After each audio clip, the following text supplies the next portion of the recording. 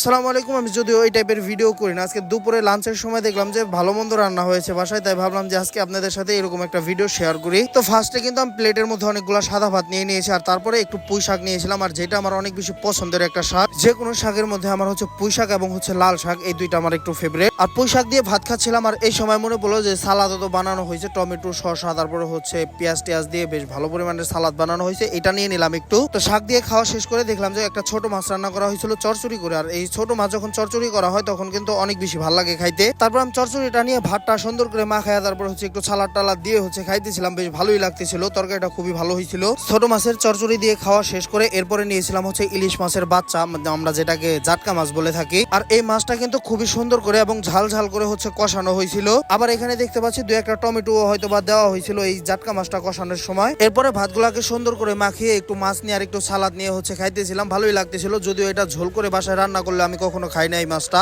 একদম সুন্দর করে কষিয়ে রান্না করলে হচ্ছে মাঝে মাঝে খাওয়া হয়। দেন জাটকা মাছটা দিয়ে খাওয়া শেষ করে আমি এখানে আর অল্প করে কটা ভাত নিয়ে নিতেছিলাম, ভাত নিয়ে তার সাইডে হচ্ছে অল্প করে একটু সালাদ নিয়ে নিতেছিলাম। আর সালাদটা খাইতে কিন্তু বেশ ভালো ছিল, এই কারণে বারবার করে নিতেছিলাম, আর তার সাথে আরেকটা কাঁচামরিচ নিয়ে নিতেছিলাম। এরপরে এখান থেকে বেছে বেছে হচ্ছে আমি কয়েক পিস হাঁসের মাংস নিয়ে নিতেছিলাম, আর ফার্স্টেই হচ্ছে আমি এক পিস রান নিয়ে নিয়েছি। রানের পিসটা নেওয়ার পরে এরপরে আরো কয়েক পিস ভালো ভালো মাংস আমি বেছে বেছে নিতেছিলাম, আর উপরে হচ্ছে একটু ঝোল নিতেছিলাম। ও হয়, এখান থেকে কিন্তু আরো এক পিস আলু নিয়েছিলাম আমি। এরপরে কিন্তু ঝোলের সাথে আমি সবগুলো ভাত মিক্স করে নিতেছিলাম, তারপরে সাইডে থেকে একটু মাংস নিয়ে আর একটু সালাদ নিয়ে হচ্ছে আর একটু মরিচও ভেঙে নিয়েছিলাম উপর থেকে, তারপর বিসমিল্লাহ বলে মুখে দিয়ে দিলাম। হাঁসের মাংসটা কিন্তু সেরা হয়েছিল, আর এমনিতেও কিন্তু হাঁসের মাংস আমার অনেক বেশি পছন্দের একটা খাবার। হাঁসের মাংস দিয়ে কিন্তু জমিয়ে খাচ্ছিলাম, আর সেই সময় মনে পড়ে আমি এক ভাইয়ের কাছ থেকে হচ্ছে আলু বোখারার আচার এনেছিলাম একটু। আর এই আলু বোখারার আচারটা হচ্ছে আমাদের এলাকার বাবুচিরা বানিয়ে থাকে, এটা হচ্ছে বিয়ে বাড়িতে দেখা যায় মাঝে মাঝে। আর এই আলু বোখারার আচারটা আহা কি যে মজা হয় ভাই, বিশ্বাস করবেন না। তো যাই হোক, আজকের এই ভিডিওটা কেমন লাগলো অবশ্যই সবাই কমেন্টস করে জানাবেন, আর এই ধরনের ভিডিও আমি করবো কিনা সেটাও কমেন্টস করে জানাবেন। ধন্যবাদ সবাইকে।